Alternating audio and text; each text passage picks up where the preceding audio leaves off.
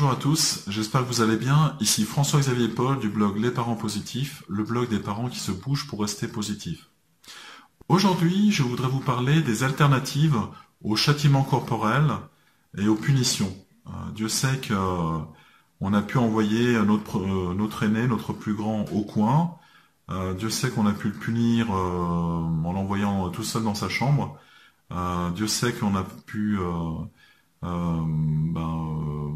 lui crier dessus parce que on savait pas comment gérer un petit peu ses colères ou ce qu'on prenait pour des enfantillages alors que c'était juste l'expression de ses émotions, tout simplement.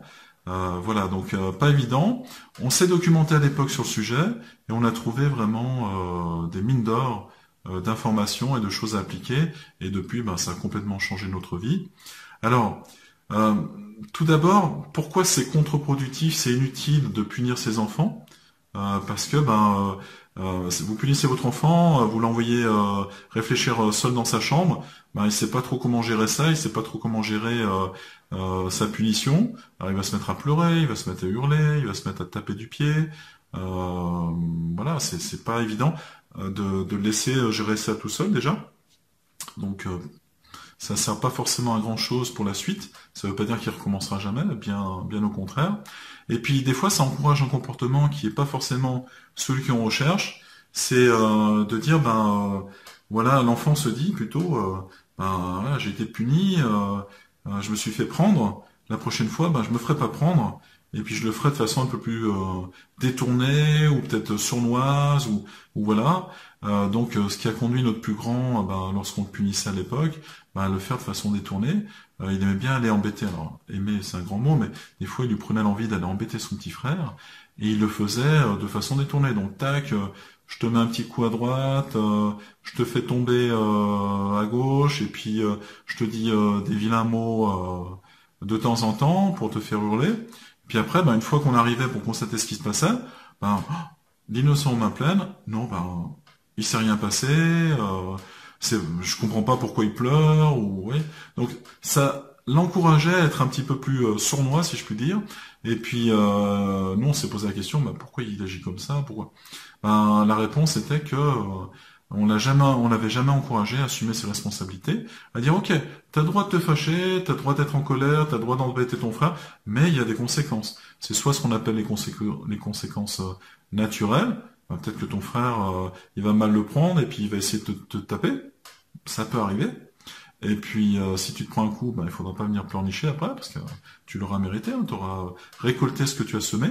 Soit il y aura des conséquences logiques, c'est que nous on va arriver puis on va dire, voilà, qu'est-ce qui se passe et tu vas être puni pour ça, quoi, tout simplement. C'est logique, tout simplement. Donc voilà. Et puis le fait justement de recourir aux punitions, châtiments corporels, ça avait aussi, chez notre plus grand du moins, ça avait aussi entraîné des sentiments de vengeance, de culpabilité, de défier l'autorité aussi. Je vais embêter mon frère, mais sans que ça sache trop, alors je le fais d'un petit coup par-ci, un petit coup par-là, etc. Donc, pas vraiment quelque chose de positif pour nous, et on voulait vraiment changer la donne, tout simplement.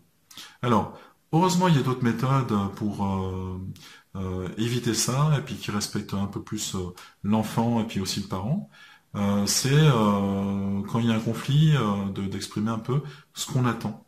Donc, ok, vous entendez pas. Ok, vous avez le droit de pas vous entendre, puis là vous cherchez le conflit, vous cherchez à vous rentrer dedans, à vous taper, à vous faire mal, etc. Ce que vous voulez. Ok, mais c'est pas une bonne solution, c'est pas la meilleure solution.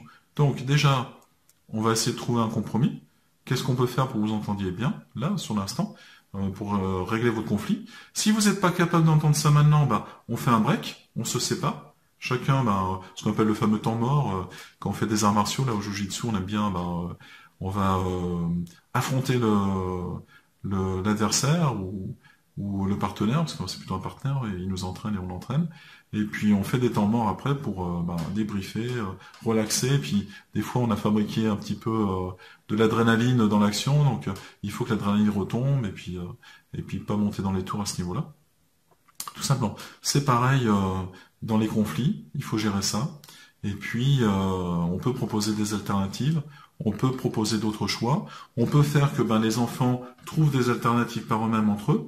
Voilà, ok, toi tu t'as pas envie de jouer à ça, ou t'as pas envie de faire ça avec moi, qu'est-ce qu'on peut faire justement ensemble, qui te plairait, et puis voilà, puis ça peut plaire aux deux tout simplement. Donc nous, on aime bien jouer à la maison, on a, je sais pas, des centaines de jeux, c'est incroyable. Donc je sais que j'en ai un qui aime bien jouer au baby-foot, le plus grand, le plus petit, il aime bien jouer au billard américain. Eh bien, on fait un compromis. On fait 2 parties de foot, baby-foot, on fait 2 parties de billard américain, ils le font entre eux ou on le fait tous ensemble, et puis on a trouvé un compromis, plutôt d'avoir un conflit. Ah, moi je veux d'abord jouer à ça, et puis l'autre qui dit non, moi c'est d'abord ça, et puis on n'en sort plus, quoi, tout simplement. Voilà. Et puis après, on les laisse assumer aussi les conséquences de leur choix. S'ils persistent et qu'ils signent et qu'ils veulent aller au conflit, eh ben très bien. Donc nous, on les a prévenus à l'avance, on leur a dit ce qu'il en était. Si ça continue, voilà ce qui va se passer. Et puis, ça peut se terminer par le fait de les isoler, tout simplement. Chacun d'un côté dans la maison. Ou le fait qu'il y en a un qui sorte, qui va s'amuser dans le jardin, et puis l'autre qui reste tranquillement en train de lire à l'intérieur. Voilà. Donc voilà. Et puis des fois, alors quand le conflit est vraiment ancré, on a par exemple notre plus grand là qui rentre bientôt au collège l'année prochaine. On voit qu'il est dans son stade de pré-adolescent et des fois il nous répond et puis d'une certaine façon nous on n'aime pas forcément cette façon-là. Donc il a le droit de s'exprimer mais il n'a pas le droit de crier et puis d'employer des noms d'oiseaux aussi des fois. Donc on recherche des solutions. Ça peut être à travers les conseils de famille. On se réunit un dimanche matin. On fait un conseil tous ensemble, on met une problématique sur la table, et on dit voilà, comment on peut la résoudre, et que tout le monde s'y mette pour pouvoir chercher une solution. On a aussi le bâton de parole, c'est un objet, ça peut être, je sais pas, un crayon. Nous on a un tomahawk indien là qu'on a ramené du Canada, et puis quand on a le tomahawk, on s'exprime, on parle. Donc on fait tourner le tomahawk pendant qu'on discute tous, et chacun s'exprime, dit ce qu'il a à dire, et personne d'autre parle pendant qu'on a le tomahawk, le bâton de parole. Pardon. Pendant qu'on a ce fameux bâton de parole, tout simplement. Voilà. Donc, ce sont différents moyens, justement, pour arriver à gérer les conflits. Et il y en a d'autres aussi. Si vous lisez notre blog, il y en a d'autres qui sont listés. Mais celui-ci, c'est quelque chose qui marche et puis qui a retenu toute notre attention. Voilà. Alors, si vous avez aimé notre vidéo, pensez bien à liker en dessous.